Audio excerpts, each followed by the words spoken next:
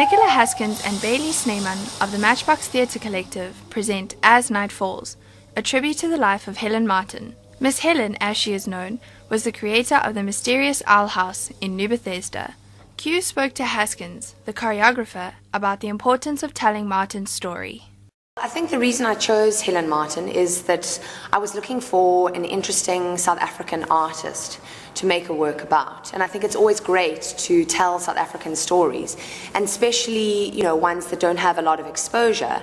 And there hasn't really been a dance production or physical theatre production around Helen Martin. So I thought that she would be a very interesting personality to look at. Also, her Owl House was such an incredible visual inspiration, and I think that's where the design came in as well. So it gave us so many avenues and options to work with in terms of the look of the show.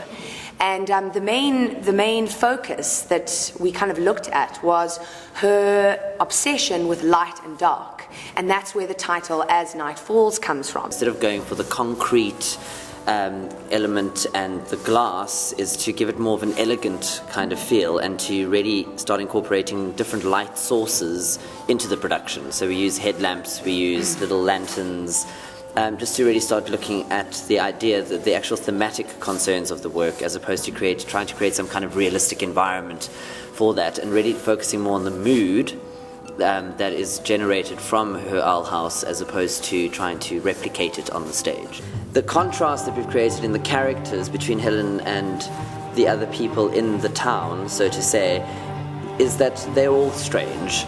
So that they were looking at her as an outside artist and someone who was, offbeat, but the town itself is pretty offbeat as well.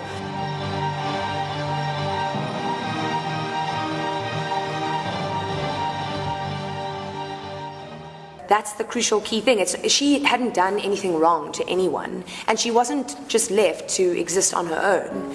So that kind of interplay between how society saw her and her as being an artist is what makes her important to me.